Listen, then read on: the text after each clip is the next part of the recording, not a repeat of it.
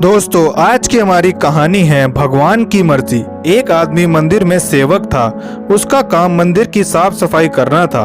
भक्तों और श्रद्धालुओं द्वारा दिए गए दान में थोड़ा बहुत उसे मंदिर के पुजारी द्वारा दे दिया जाता था।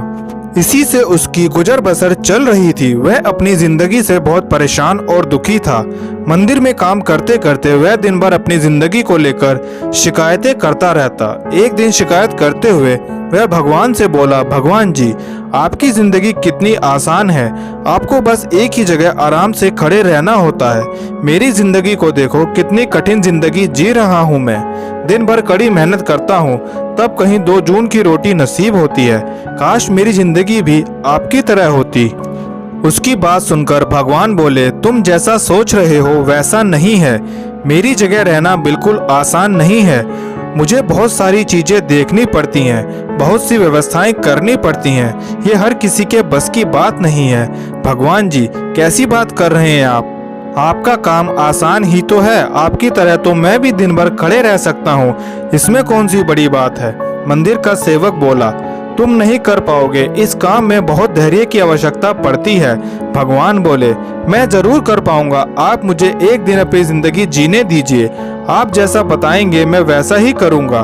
मंदिर का सेवक जिद करने लगा।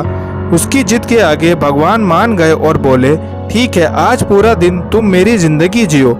मैं तुम्हारी जिंदगी जीता हूँ, लेकिन मेरी जिंदगी जीने के लिए तुम्हें कुछ शर्तें माननी होंगी। मैं हर शर्त मानने को तैयार हूँ भगवान जी। सेवक बोला, ठीक है, तो ध्यान से सुनो। मंदिर में दिन भर बहुत से लोग आएंगे और तुमसे बहुत कुछ कहेंगे।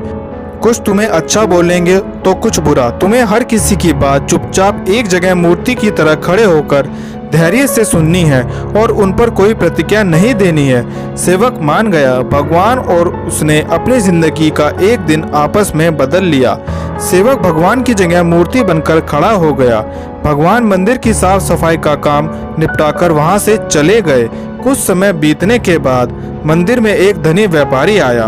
भगवान से प्रार्थना करते हुए वह बोला, भगवान जी, मैं एक नई फैक्ट्री डाल रहा हूँ। मुझे आशीर्वाद दीजिए कि यह फैक्ट्री अच्छे से चल जाए और इससे मुझे अच्छा मुनाफा कमाओ। प्रार्थना करने के बाद वह प्रणाम करने के लिए नीचे झुका तो उसका बटुआ गिर गया।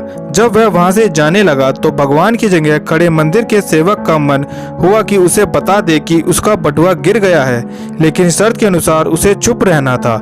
इसलिए वह कुछ नहीं बोला और खामोश खड़ा रहा। इसके तुरंत बाद एक गरीब आदमी वहां आया और वो भगवान से बोला, भगवान जी, बहुत गरीबी से जीवन काट रहा हूँ।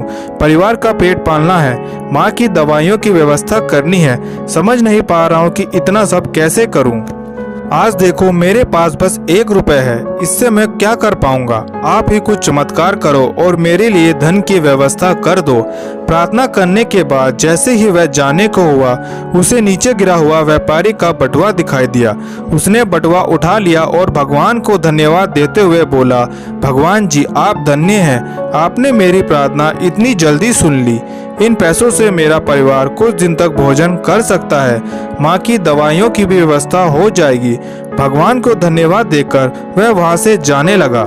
तब भगवान बने मंदिर के सेवक का मन हुआ कि वह उसे बता दें कि यह बटुआ तो व्यापारी का है, उसे मैंने नहीं दिया है।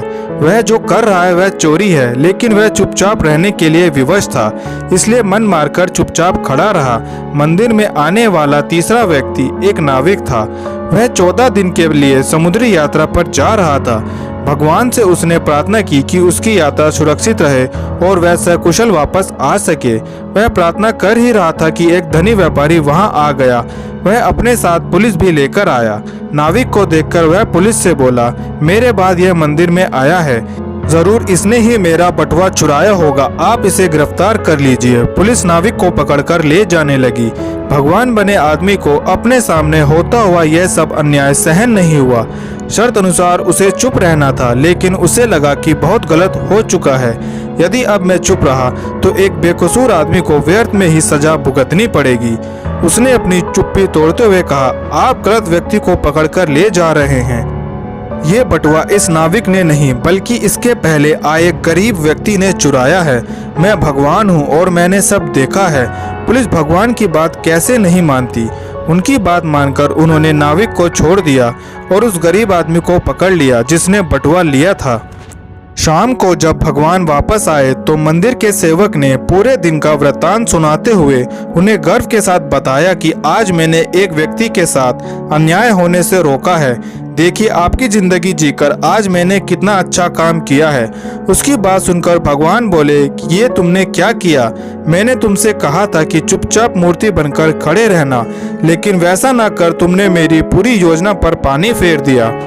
उस धनी व्यापारी ने बुरे कर्मों द्वारा इतना धन कमाया है, यदि उनमें से कुछ पैसे गरीब आदमी को मिल जाते तो उसका भला हो जाता और व्यापारी के पाप भी कुछ कम हो जाते।